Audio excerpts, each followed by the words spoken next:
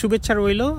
এখন আপনাদেরকে আমি দেখাবো যে আমি এই কিছু আমার এই ফল বাগানে প্রায় ৫-৬টি পুরনো আপেল গাছ ছিল, একটা পুরনো পেয়ার্স গাছ ছিল, কিন্তু সেগুলো অনেক পুরনো।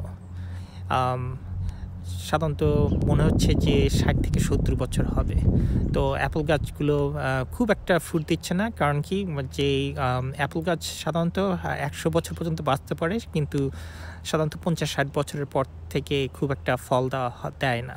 তো যে কোনো ফল গাছেই বিভিন্ন গাছের বিভিন্ন সময় আছে। যেমন এই গাছটির সামনে, ছোট গাছটির সামনে দাঁড়িয়ে আছি, সেটা হচ্ছে পিচ গাছ।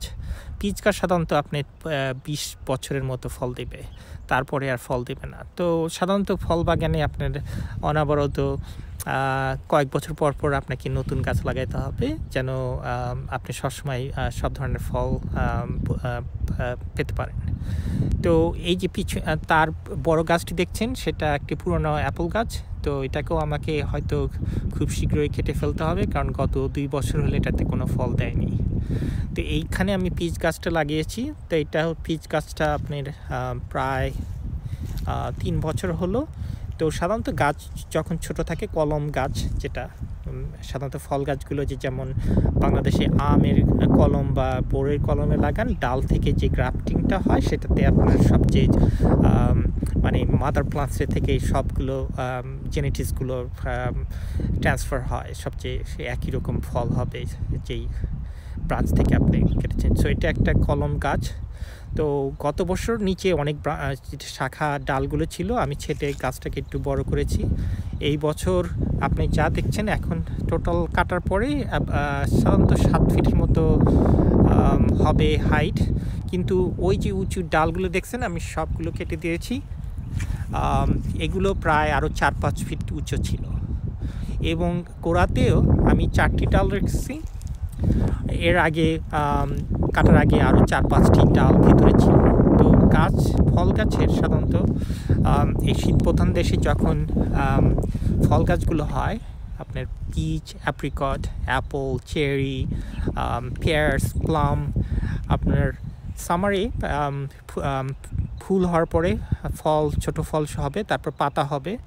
তো যখন গরমকালে এই যদি আপনার বাতাস এবং সানলাইট যদি না আসে, তাহলে হয়তো দেখা যাবে যে গাছটাতে আর্দ্রতা বেশি হওয়ার জন্যে বিভিন্ন ধরনের রোগ ফাঙ্গাস জন্ম হবে। সেই জন্য ফল গাছের ডালপালাগুলো ফাঁকা রাখতে হয়, যেন রোদ এবং আলো ঠিকমতো ব্রাঞ্চের ভিতরে যেতে পারে।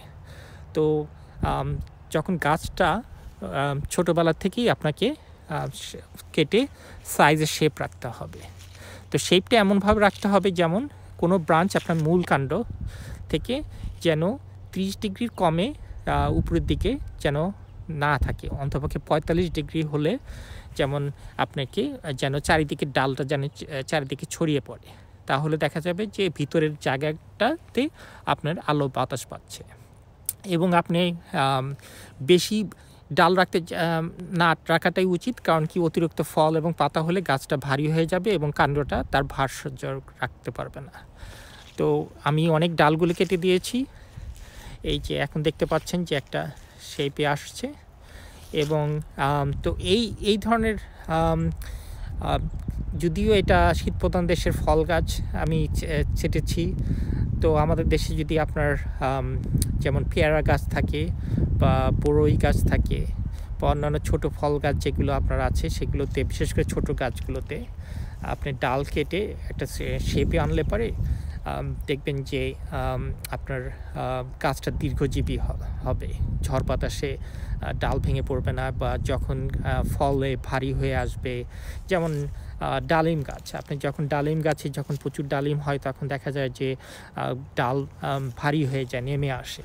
তো আপনার একটা শেপে থাকলে পরে মূল কাণ্ড থেকে যে আপনার 4-5টা ব্রাঞ্চ যদি থাকে, তাহলে শক্ত থাকে, ধীরে ধীরে গাছটি বড় হবে এবং ওই শাখা ব্রাঞ্চগুলো ডালগুলো শক্তিশালী হবে। তখন দেখা যাবে যে আপনার ফল হওয়ার পরেও গাছটি বেঁকে আসছে না বা গাছটা গোড়া থেকে উপড়িয়ে পড়ছে না। তো ধন্যবাদ।